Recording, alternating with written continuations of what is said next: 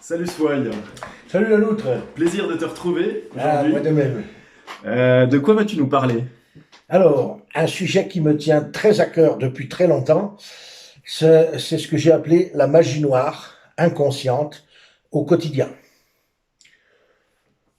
Alors, tu aimerais peut-être savoir de quand je dis ça. Alors, qu'est-ce que c'est la magie noire inconsciente? Eh bien, ce sont des actes pratiqués, exécutés sans aucune conscience. Alors, je vais proposer quelques idées globales. Quel genre de geste, quel genre de symbole, quel genre d'acte. Voilà, donc un exemple typique dont j'ai déjà parlé dans notre audio-vidéo Le Verbe est créateur, Ouais. où j'ai parlé des mots, je terminerai quand même par le verbe, c'est que beaucoup de gens jettent par terre. Et la terre, comme je l'ai dit, pour l'inconscient, c'est maman, c'est la mère. Donc tous les peuples qui honoraient Dieu dans la nature savaient très bien que si on détruit la terre sur laquelle nous vivons, eh ben, nous contribuons à nous détruire nous-mêmes. Donc jeter un mégot par terre, surtout si c'est le filtre en pétrole, plastique, pollution, mais donc le simple fait de jeter quelque chose par terre symbolise vraiment le jean-foutisme, le fait que ça n'a pas d'importance, que tout ce qui se passe autour de moi, la misère, la mort, la guerre, je le jette par terre. C'est comme le contraire de l'amour, le déni est plus violent que la haine. La haine, c'est une réaction, mais l'indifférence, c'est une opposition à l'amour. Donc, le premier geste de jeter sans conscience, j'ai deux voisins qui, quand ils parquent leur voiture, ils fument leur cigarette et ils la jettent devant l'entrée de l'immeuble. Donc, et un geste parfaitement inconscient où j'en ai rien à faire. Très souvent aussi, alors j'ai côtoyé beaucoup de peuples, beaucoup de noirs quand ils te serrent la main, ils te regardent pas dans les yeux. Et là, je respecte mes frères noirs, mais depuis des siècles, ayant été l'esclave de l'homme blanc, il fallait surtout pas regarder son maître dans les yeux sans subir le fouet. Mais nous, en tout cas les Occidentaux, serrer la main en regardant ailleurs est un acte de magie noire inconsciente. Parce que c'est un acte de conscience qui nous permet d'améliorer les choses. Et comme je l'ai souvent expliqué aux gens, parce que peu de gens le savent, en neurobiologie, nous apprenons que entre conscience et inconscience, c'est pas 10%, 90%, c'est environ 1%, 99%. Donc, c'est notre inconscient. Nous sommes le fruit de nos parents, qui sont eux-mêmes le fruit de leurs parents. C'est d'abord un passé qui nous contrôle. Nous avons trois cerveaux, comme je l'ai expliqué sur l'article sur le Covid, les pandémies, sur les lois des microbes dans l'univers. Eh bien, nous avons deux cerveaux inconscients, reptiliens, animal, et un seul cerveau conscient, humain, le néocortex, mais qui a été fabriqué en dernier.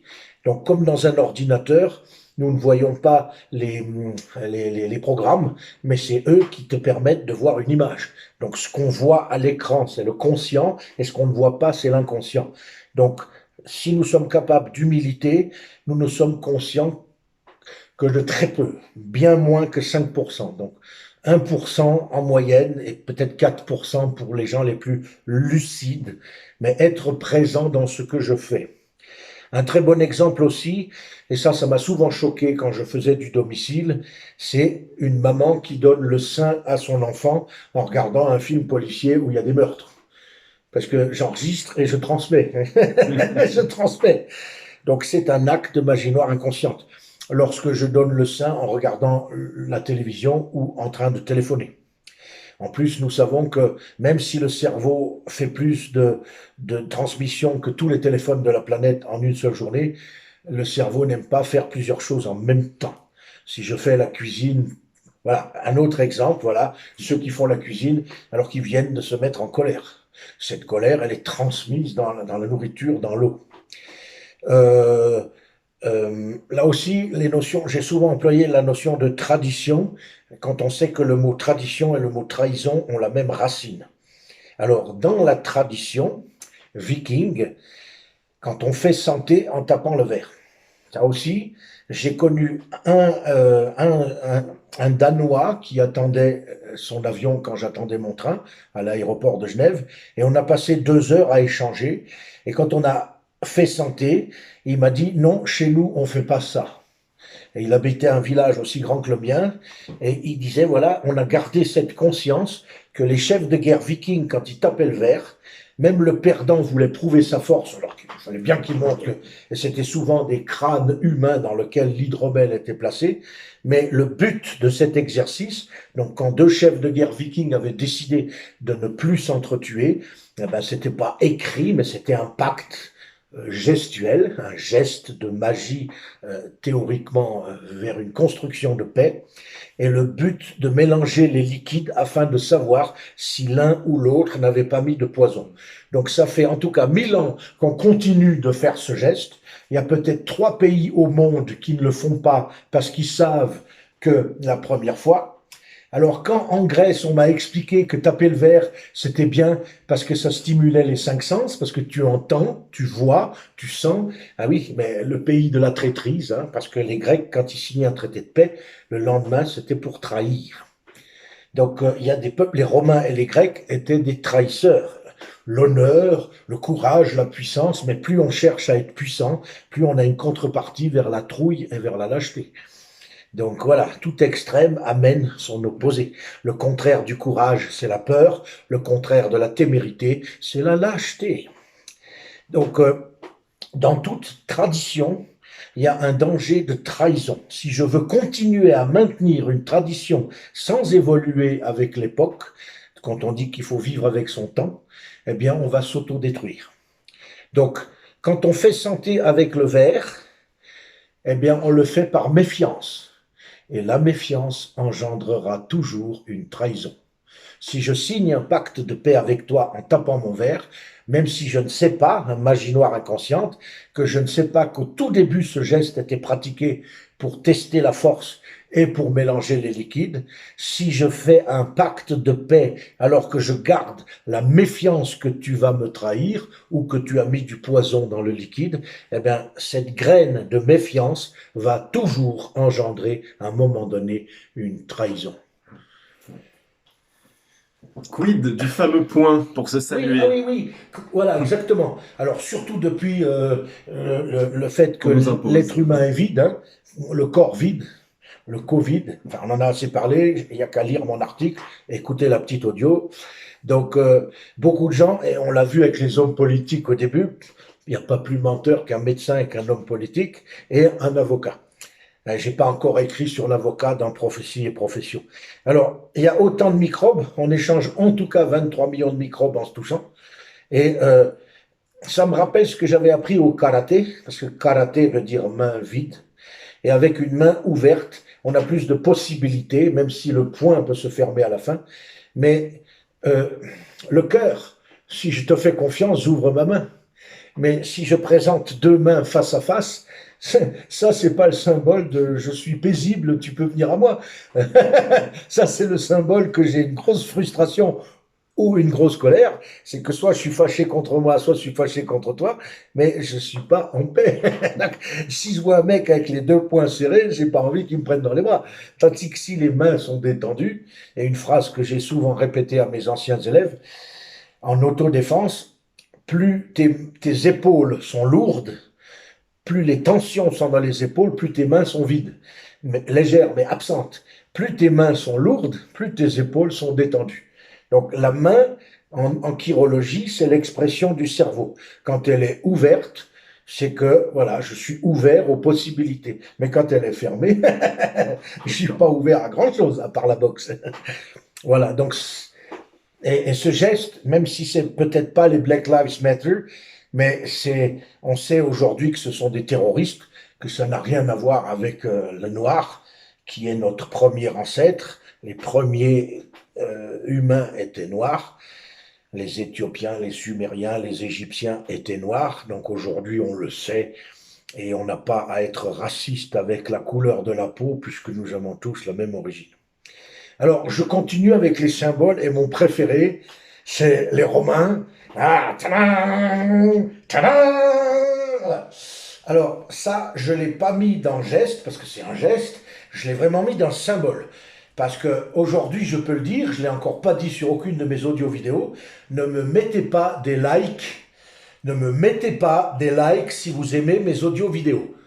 Je rappelle que audio, j'entends, vidéo, je vois. Si vous parlez de vidéo, vous ne parlez que de visuel. Nos frères africains, là où il y a de grands griots, de grands conteurs, l'Africain, il sait écouter. C'est un auditif. Mais en Suisse et dans tous les pays où il y a beaucoup de lunettes, où il y a beaucoup de publicité, comme au Japon, les Japonais, ils sont très lunettes, eh ben, les gens savent lire, ils sont visuels, mais ils savent plus entendre et écouter.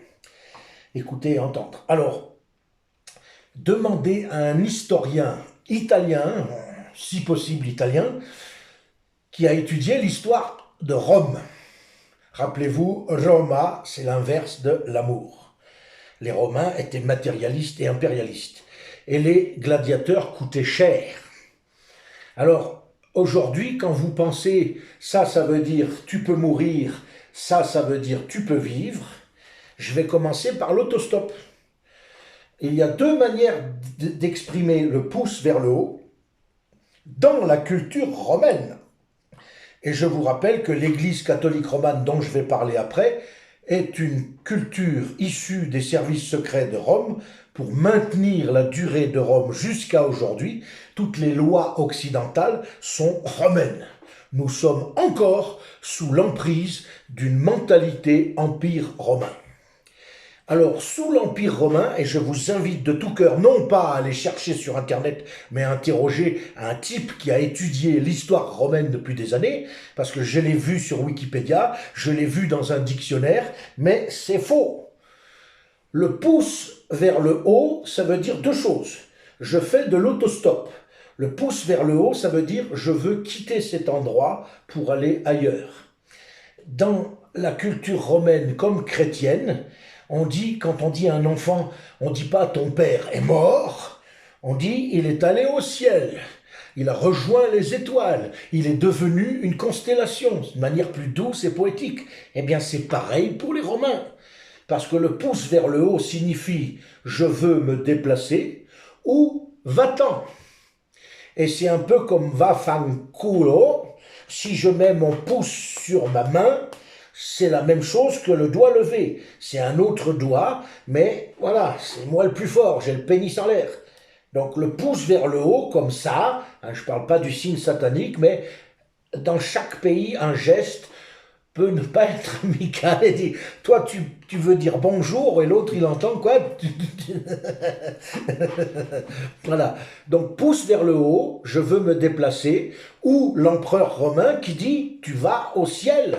Tu nous quittes, et le pouce vers le bas qui est devenu dans notre inconscient collectif, parce que je le répète, magie noire égale faire à l'envers. Aujourd'hui, les fous qui nous gouvernent pensent qu'on va accélérer la venue de Dieu, oui, mais pas du gentil Dieu, du méchant Dieu, le Père de notre Créateur. Donc, faire du mal, ça veut dire qu'on ne s'aime pas, parce que tout le mal que je fais aux autres, j'ai pas compris que l'autre est mon miroir. Nous sommes tous une seule et même famille. Si on n'aime pas quelqu'un, ben, on s'éloigne.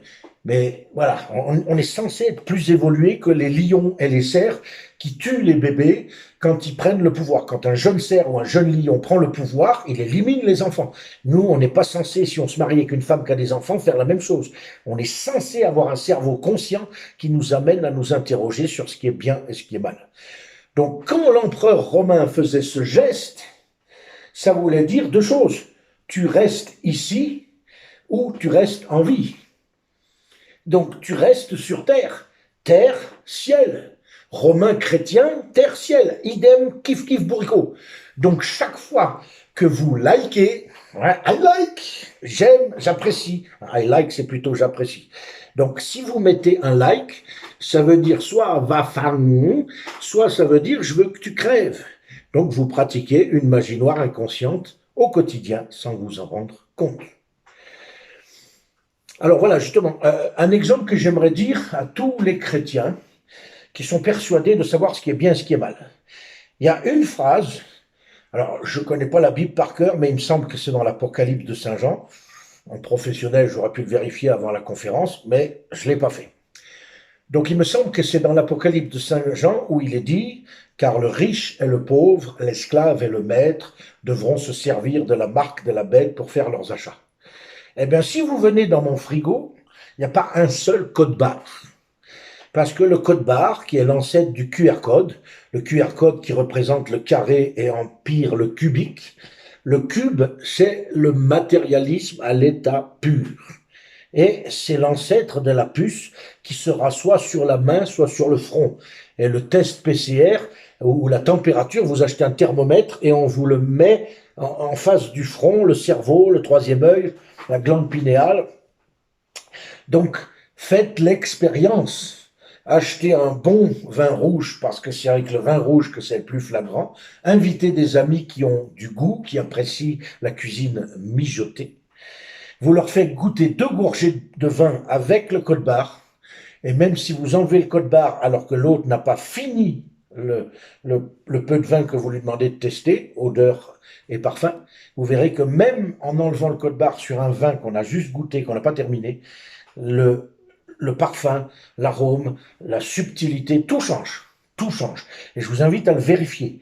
Alors, vous pouvez le vérifier avec tout, mais avec le vin rouge, c'est le plus flagrant. Tu te souviens, on a déjà pratiqué l'expérience. Donc voilà. Voilà, ça c'est très important pour moi. Si vous vous dites chrétien, pratiquez des actes. Parce que moi, je connais beaucoup de musulmans qui ont le même comportement que les juifs. Le fric, le fric, le fric. Et j'ai beau lire un livre, si je jette mes cigarettes par terre, c'est que j'ai oublié ce que c'est que le bien et le mal. Et un adulte n'a pas besoin d'un livre pour savoir ce qui est bien et ce qui est mal, parce qu'il le sait. Alors, encore une fois, je reste dans le christianisme, puisque j'ai moi-même été le Saint-Nicolas et le Père Noël. Et en anglais, le Père Noël se dit Saint-Nicolas, c'est-à-dire Santa Claus. Alors, j'ai pas mon tableau ici, parce qu'il y a des gens plus visuels, surtout en Suisse. Mais si vous écrivez Senta, c'est l'anagramme de Satan. Senta, c'est Satan. Le cerveau associe tout ce qui est possible, il remet les lettres en place. Et alors, tous les Suisses savent très bien que Klaus, c'est Nicolas. Mais si vous prenez le latin, c'est la clause. Santa Claus, c'est la clause de Satan. Et en plus, le Père Noël américain, il a des gants blancs, qui est un attribut franc-maçonnique. Alors, particulièrement en Suisse, le franc-maçon, il est méprisé par l'Illuminati, parce que c'est la base de la pyramide dans la hiérarchie, mais ça reste une structure qui est entre nous, les esclaves, et eux, la pseudo-élite. Il y a une phrase que j'ai toujours détestée, une expression du Père Noël que j'ai toujours exécrée. Oh oh oh! Alors moi, quand j'ai été le deuxième Père Noël le plus célèbre du monde en 2004 et 2005 au Rocher de Nez au-dessus de Montreux, eh bien, je faisais ha ha ha, hi hi hi, et tous les Américains en particulier me disaient Hey, Father Christmas, Santa Claus, why don't you say ho ho ho? Et je leur répondais, je dis pas ho ho ho, parce que H égale 8 et O égale 6. H égale 888, c'est-à-dire le symbole grec du Christ. Dans l'Empire de Byzance, 888 égale le Christ. Et 666 égale l'Antéchrist. J'ai déjà expliqué le nombre 666, 6 étant de la conscience jusqu'au cœur, le 6 c'est la confiance en soi, mais 3-6 représente le corps, l'âme et l'esprit, et si j'étais le roi de tous les mondes, je ne pourrais que être extrêmement dangereux. Le roi des 3 mondes doit avoir 10 000 ans de sagesse, ou alors il vaut mieux qu'il y en ait 3. Et dans toutes les cultures, eh ben, il y a 3, hein, il y a le pouvoir religieux, le pouvoir militaire et le pouvoir marchand.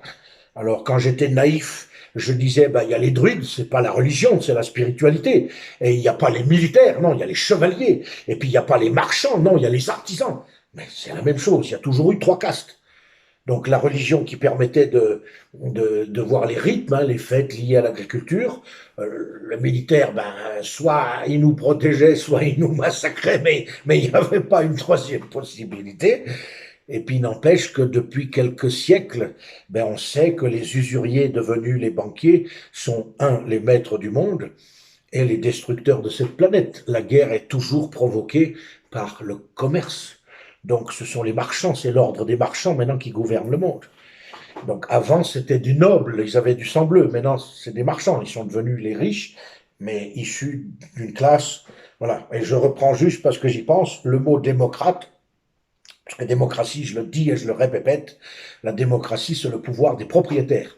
Les Grecs et les Romains, les riches, les esclaves. Arrêtez de croire à une démocratie qui n'a jamais...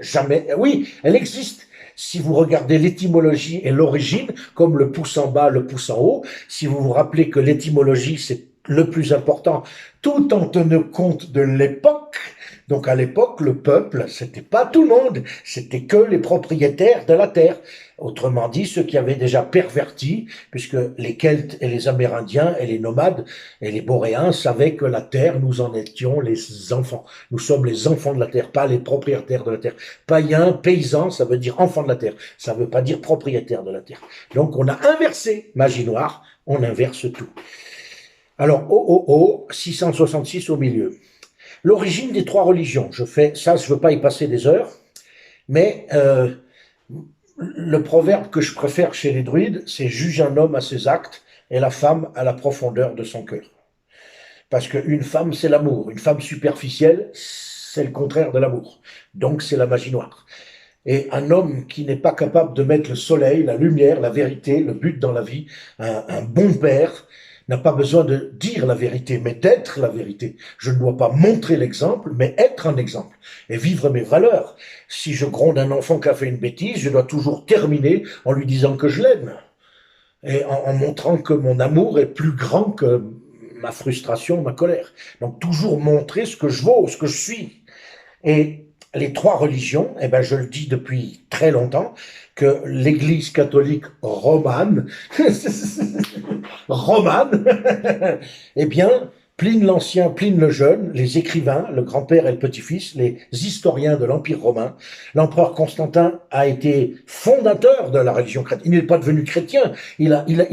Lorsque vous avez un empire, que vous n'avez plus d'argent pour payer vos soldats, lorsque les soldats ont pris conscience qu'il n'y avait aucune tribu au monde qui pouvait les battre. Donc les seuls, les plus puissants contre les Romains, c'étaient les Bretons de Bretagne. Et ensuite, à la fin de l'Empire romain, quelles étaient les légions les plus puissantes de Rome? Eh ben, c'était les Bretons de Bretagne, devenus romains, et qui étaient donc les plus forts de l'Empire. Et lorsque les Romains n'avaient plus d'ennemis, lorsqu'il y avait plus d'ennemis et lorsqu'il y avait plus d'argent pour payer les soldats, eh bien, l'empereur Constantin a eu une intelligence suprême. Il a dit, la seule chose qui va pouvoir maintenir Rome, c'est une religion. On va passer d'une Rome militaire à une Rome morale. Et donc, pendant des siècles, la langue latine a été la langue de l'Europe, ensuite le français, la langue des rois d'Angleterre, mais c'est toujours à travers une religion. Le premier pouvoir, c'est le pouvoir moral, le pouvoir religieux, le pouvoir spirituel, c'est les codes, c'est le calendrier. Calendrier. Et donc, l'origine du christianisme, c'est Rome. Et l'origine du judaïsme, eh ben, quand on étudie Anton Parks, quand on étudie l'étymologie égyptienne et sumérienne, lorsqu'on cherche l'origine et la source, lorsqu'on découvre que toutes les cultures du monde entier ont eu un bébé qu'on a jeté dans l'eau, hein, voilà, on retrouve les personnages de la Bible sont les mêmes. Quand on retrouve l'histoire de Jésus et quand l'on compare à l'histoire de Horus Heru, héros horizon, eh bien, on retrouve les mêmes histoires. Donc, lorsqu'on prie Yahvé, notre Dieu qui est au ciel, et Allah, nous ne prions pas notre Créateur, nous prions le Père de notre Créateur. Et pour ceux qui connaissent un peu les planètes, en latin, il y a Jupiter et Saturne. Alors Jupiter, c'est le père des humains, c'est le roi des dieux, mais c'est pas le père des dieux. C'est Saturne, le père des dieux, Saturne qui mangeait ses enfants, et Saturne, c'est pour le chrétien, c'est Jacob, et Yakou, le dieu du feu. Donc dans la symbolique chrétienne, il y a Jésus qui est Horus le Christ, il y a Marie qui est Isis, et il y a Joseph, Youssé en égyptien, le corps, le cadavre, puisque Satan, la première créature de Dieu, a tué son maître. Caïn a tué Abel, Mars a tué Bélénos, Apollon. Donc, j'ai parlé des militaires hier soir, eh ben, quand on dit le dieu de la guerre, Mars, Arès, Satan, Camoulos, c'est le dieu de la guerre. Mais il faut pas confondre Saturne et Satan. Saturne, c'est Chronos, Kernunos, c'est Anu, Yahvé. Une bonne fois pour toutes, le dieu des Arabes. Itemura pour les Égyptiens, c'est le même dieu. Le dieu des Juifs et le dieu des Arabes, c'est le même. Eh bien, allez sur l'audio vidéo, allez sur YouTube, Tic Tac, et il y a un incroyable scientifique arabe qui vous explique l'histoire de l'islam et que ça n'a jamais été autre chose qu'une secte sioniste. 9 terroristes musulmans sur 10 viennent du Mossad. Et ça, c'est important qu'on mette le pendule à l'heure. Il y a toujours, ils le disent, on a besoin de terroristes, donc le communisme, et on a besoin de l'ONU. L'ONU, c'est pour freiner, et le communisme, c'est pour accélérer. Et entre deux, il faut toujours maintenir le contrôle. Donc toutes les religions et l'inquisition chrétienne développée en Espagne étaient des familles juives christianisées qui se sont entretuées entre elles. Et voilà. Alors, mes frères juifs, on est tous frères du moment qu'on pratique, juge un homme à ses actes. Mais il n'y a que 5% de séfarades et 95%, 95% de Askénazes, ceux qui viennent d'Allemagne et certainement de Turquie. J'ai assez parlé de Jean-Pierre Roux, lisez les ouvrages de Jean-Pierre Roux, et puis la 13e tribu, ça y est, j'ai oublié l'auteur, mais bon, très célèbre, enfin voilà, je l'ai déjà annoncé quelque part, j'oublie des fois des choses, aujourd'hui il y a tellement de choses à penser. Donc voilà, et puis pour terminer avec les 3 religions, si j'adhérais à une religion, entre guillemets, souvenez-vous, religion, maintenir le peuple en état d'ignorance, en langue source, mais si j'adhérais à une religion qui ose parler d'amour, et que mes actes quotidiens étaient des actes de générosité, d'écoute, où je m'arrête pour tous les gens qui souffrent, alors oui, tu pourrais dire que je suis connecté à un égrégore d'amour. Mais quelles sont les religions qui ont le plus commis de meurtres, de crimes, d'assassinats, de trahison, de tromperies, d'hypocrisie? Quelles sont les religions qui privilègent l'argent à l'amour? Donc la preuve par les actes. Et tous les musulmans pratiquants que j'ai côtoyés jusqu'à présent, la plupart ont un comportement, ça peut paraître raciste, mais c'est mon côté grande gueule, avec ma petite bouche, c'est que quand quelqu'un met l'argent à la première place et non pas l'amour, ben, c'est qu'il a la même mentalité que l'usurier, que le banquier, et les usuriers étaient les hommes les plus détestés au monde il y a 400 ans, et c'est toujours les banquiers qui provoquent les guerres et qui donnent la carotte aux chefs d'État. Donc, on doit lâcher tout ça. Le jour où l'argent disparaît, où la religion disparaît, où les marchands disparaissent, le jour où le besoin d'avoir plus que les autres disparaît, qu'on réalise qu'on est une seule famille, eh bien, tout ça tombera. J'aimerais parler aussi, tu veux faire une petite pause, ça va? Ok. J'aimerais parler des marques de cigarettes. Alors, je vais pas les faire toutes, je vais faire les 3 principales. Donc, Marlboro, Camel et Winston, voilà.